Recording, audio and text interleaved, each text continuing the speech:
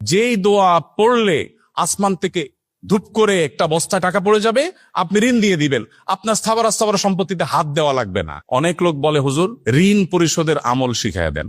আমার বিয়ে উপলক্ষে 8 ভরির বেশি স্বর্ণের মালিক হই আমি। বর্তমানে আমার স্বামী বড় পরিমাণ ঋণ থাকায় এবং আমার আর্থিক অবস্থা খারাপ থাকায় আমি এখন জাকাত দিতে অসমর্থ। আমি যদি 3 থেকে 5 বছর পর স্বাবলম্বী হওয়ার পর জাকাত দেই, তাহলে এক্ষেত্রে বিলম্বে জাকাত প্রদানের ইসলামের বিধান কি? জাকাত ওয়াজিব আলাল ফওর। ইসলামী ফিক অনুযায়ী যখন জাকাত আবশ্যক হয় তখনই দিতে হয়।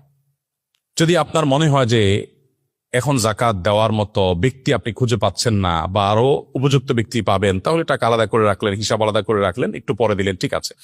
বাট শুধুমাত্র আমার এখন দেওয়ার মতো টাকা নেই, এই অজুহাতে আপনি জাকাত 2-4 বছর পিছাতে পারবেন না।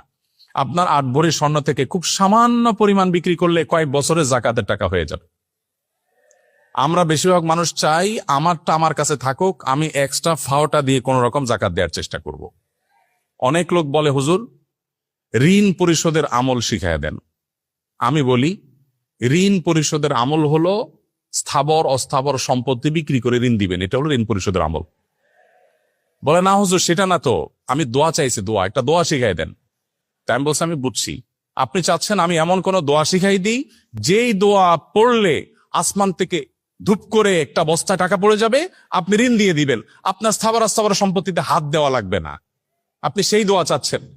মুহাম্মদ সাল্লাল্লাহু আলাইহি ওয়াসাল্লাম সেটা আমাদেরকে শেখান নাই। তিনি শিখিয়েছেন, আমি ঋণগ্রস্ত, আমার সর্বশেষ সম্বল বিক্রি করে তারপরে যখন আমি পারছি না, তখন আমি আল্লাহর কাছে, তার আগে এবং তখন আল্লাহর কাছে হাত পাতবো। কিন্তু আমরা চাই আমার সব ঠিকঠাক থাকুক, আমি ফাওটা দিয়ে কোন রকম জাকাত দেই বা ঋণ দেই।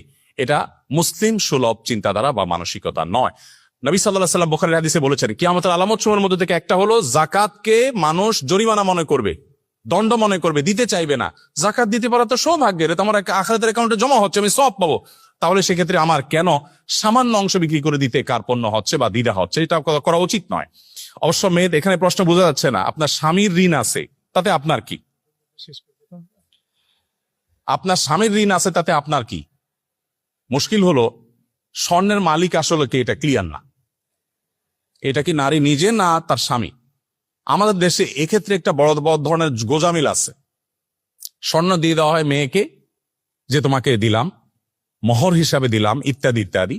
এরপরে যখন আবার তার ইটালির ভিসা চলে আসে, তখন বলে স্বর্ণগুলা দাও, বিক্রি করে ইটালি যাব। কত স্বর্ণ হয়ে যাবে? স্বর্ণের মালিক যদি তিনি হন, তাহলে আপনি কিভাবে চান? আপনি একটা দরখাস্ত লিখতে পারেন, বরাবর মাননীয় স্ত্রী বিষয় ঋণ মঞ্জুরের আবেদন।